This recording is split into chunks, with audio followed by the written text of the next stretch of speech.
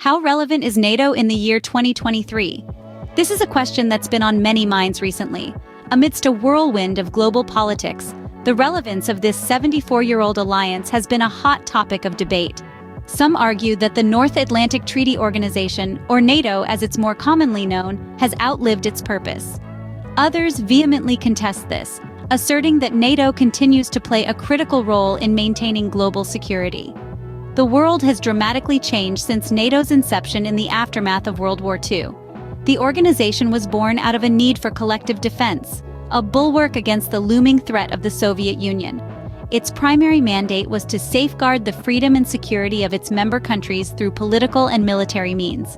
But now, in the year 2023, the geopolitical landscape has shifted. The fall of the Soviet Union in 1991 altered the global balance of power, leading many to question NATO's raison d'etre. Yet, NATO has persisted, adapting to new threats and challenges. The question of NATO's relevance isn't just about historical legacy or military might. It's about understanding how an organization, initially conceived to counter a specific threat, can adapt and evolve in an ever-changing world. It's about analyzing whether NATO's current actions align with its foundational principles and whether it's equipped to address the complexities of 21st century geopolitics. In the coming scenes, we'll journey through the annals of history, examining NATO's birth, its role during the Cold War, its evolution post-Cold War, and its current position in the global political arena. We'll explore the controversies and debates surrounding NATO, aiming to gain a deeper understanding of its relevance, or lack thereof, in today's world. Stay tuned to delve into the intriguing history of NATO and its evolution over the years. The North Atlantic Treaty Organization, or NATO, wasn't formed overnight. It was the product of a series of significant global events and a collective desire for peace and security. Let's turn back the clock to the year 1949, where it all began. In the aftermath of World War II, Europe was in tatters. The devastation was widespread, and the political landscape was shifting dramatically. The rise of the Soviet Union as a global superpower posed a significant threat and created an environment of fear and uncertainty. It was against this backdrop that NATO was born. The North Atlantic Treaty was signed on April 4, 1949, in Washington, D.C. This historic agreement brought together 12 nations from both sides of the Atlantic. These founding members were Belgium, Canada, Denmark, France, Iceland, Italy, Luxembourg, the Netherlands, Norway, Portugal, the United Kingdom, and the United States. Their shared goal was to safeguard the freedom and security of their people through political and military means. NATO was established on the principle of collective defense. This means that an attack against one member is considered an attack against all. This concept was, and still is, enshrined in Article 5 of the treaty, symbolizing the unity and solidarity that defines the organization. The birth of NATO was a response to the need for collective security in a rapidly changing world. It was a bold move, a signal to the Soviet Union and the rest of the world that these nations were united and prepared to defend their freedom and democratic values.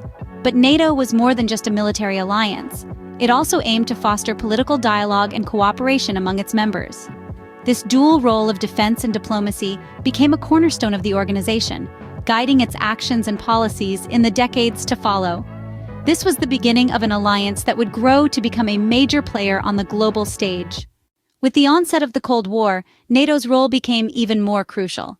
As tensions between the East and West escalated, the world found itself divided by an iron curtain. NATO, originally conceived as a defensive alliance, found itself at the forefront of this ideological battle, standing as a bulwark of democracy and freedom against the looming threat of Soviet expansionism. NATO's membership grew, welcoming nations seeking to align themselves with the West. This expansion was a clear counterpoint to the Warsaw Pact, an alliance formed by the Soviet Union and its satellite states. The two alliances, the embodiments of the East and West, stood on either side of the Cold War divide, their very existence a testament to the high stakes of this global standoff. During this period, NATO was more than a mere military alliance. It was a symbol, a beacon of hope for those living under the shadow of the Iron Curtain. It represented the possibility of a world governed by the principles of democracy, individual freedom, and the rule of law. The Berlin Crisis of 1961 and the Cuban Missile Crisis of 1962 were notable flashpoints in this Cold War era. These events brought the world to the brink of a nuclear war, underscoring the enormity of the threat that NATO was formed to counter. In these tense moments, the alliance stood firm, its members united in their commitment to collective defense. Yet NATO was not just about confrontation. It also played a pivotal role in promoting dialogue and reducing tensions. The establishment of the NATO Warsaw Pact hotline, for instance, was a crucial step towards preventing miscommunication that could potentially escalate into a full-blown conflict. The Cold War era was a testament to NATO's resilience and adaptability. It expanded its scope, took on new responsibilities, and navigated a world marked by uncertainty and constant change. But as formidable as the challenges of the Cold War were, they were but a prelude to what was to come. The end of the Cold War, however, brought new challenges and questions for NATO. The world was changing, and so too would the alliance that had been a cornerstone of global security for nearly half a century.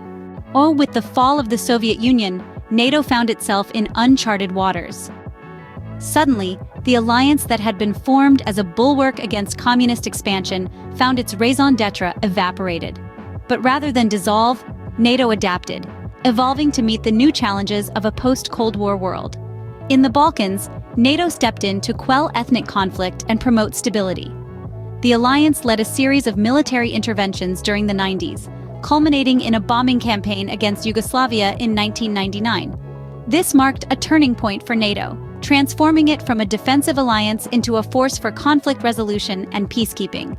NATO's involvement didn't stop there.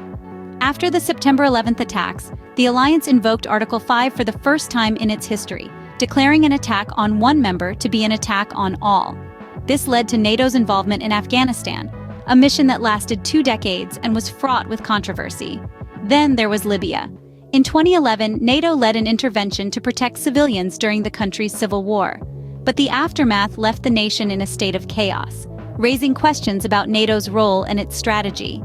Meanwhile, NATO embarked on an eastward expansion, welcoming new members from the former Eastern Bloc. This move sparked controversy. Critics argued it was a provocative action, needlessly antagonizing Russia. Supporters, however, saw it as a necessary step to ensure stability and security in Eastern Europe. This expansion, coupled with NATO's interventions, has led to a redefinition of the alliance's purpose. No longer just a shield against Soviet aggression, NATO has become a tool for maintaining international security and promoting democratic values.